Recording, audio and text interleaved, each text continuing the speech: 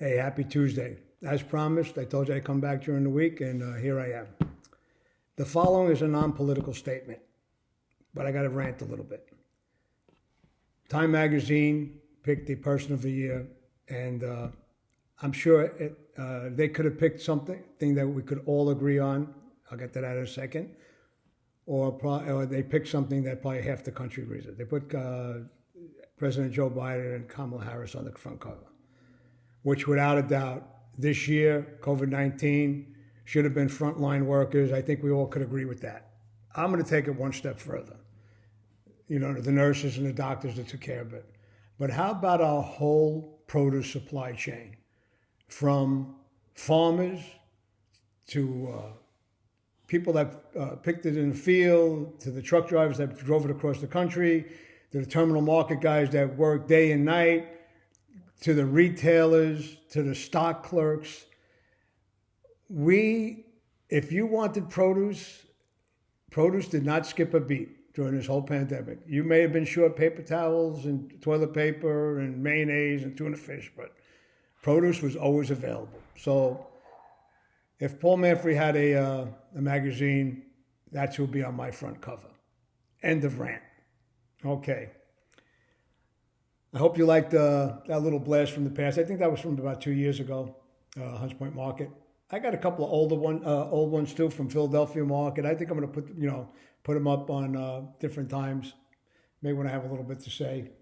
But you know me, I always have something to say. Okay, we're going to get right to markets. As I told you, markets were going to take off. I think it's a little perplexing. And I guess it's just the change of the time, the sign of the times.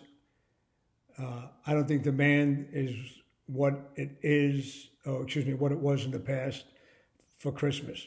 Now, New Year's is a much better holiday for produce than Christmas. But then, again, this year, with the restaurants being closed and people making little parties, I don't know if that's going to hold true. So I'm really concerned going forward, because if there's no business for these holidays, what is the first 2 weeks in January and the last couple of weeks in February? Remember I told you about those 9 weeks I never speculated? Well, those are 4 coming up. And it's unless we get this virus under control or get these businesses and restaurants open, it's going to be a tough season. The flip side of that is many growers planted less. So I've mentioned this before. You could see gluts and then shortages where when you haven't seen them in the past. Any kind of demand is going to take that stuff right out of it. There's not going to be that much I'm sorry, I'm stuttering, but there's not going to be that much behind it if there's any kind of demand. And if there's no demand, that's how I feel. Demand makes a market. And right now there is no demand, but the markets are still pretty decent. Okay, we're going to go to red peppers first. This is, for a guy that's been doing it, probably longer than many of you listen to this. Been doing this for 40 years. This has been the red pepper deal for many, many years. It's the seasonal decline out of California, and we really didn't get started out of Mexico. We'll have little dribs and drabs.